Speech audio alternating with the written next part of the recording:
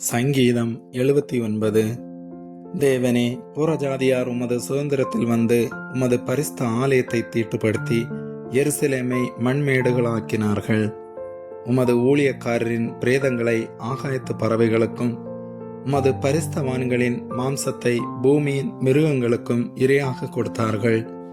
எருசலேமை சுற்றிலும் அவர்களுடைய இரத்தத்தை தண்ணீரைப் போல சிந்தினார்கள். அவர்களை அடக்கம் பண்ணுவாருமில்லை. எங்கள் அயலாருக்கு நிந்தையும் எங்கள் சுற்றுப்புறத்தாருக்கு பரியாசமும் சக்கந்தவும் மானோம். எதுவரைக்கும் கர்த்தாவே, நீர் என்றைக்கும் கோபமாயிருப்பீரோ?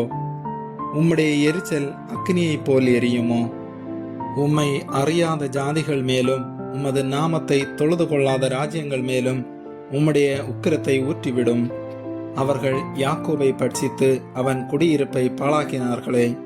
பூர்வ காலத்து அக்கிரமங்களை எங்களுக்கு விரோதமாக நினையாதேயும். உம்முடைய இரக்கங்கள் சீக்கிரமாய் எங்களுக்கு நேரிடுவதாக. நாங்கள் மிகவும் தாழ்த்தப்பட்டு போனோம். எங்களை இரட்சிக்கும் தேவனே, நீர் உமது நாமத்தின் மகிமை நிமித்தம் எங்களுக்கு உதவி செய்து உமது நாமத்து நிமித்தம் எங்களை விடுவித்து எங்கள் பாவங்களை நிவர்த்தியாக்கும். அவர்களுடைய தேவன் எங்கே என்று புறஜாதிகள் சொல்வானேன்?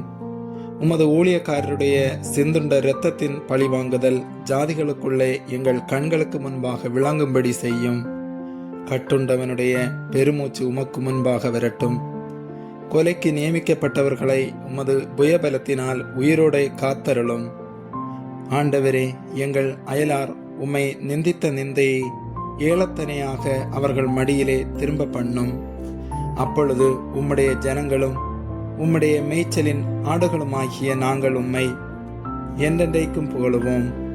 தலைமுறை தலைமுறையாக உமது துதியை சொல்லி வருவோம். ஆமேன்.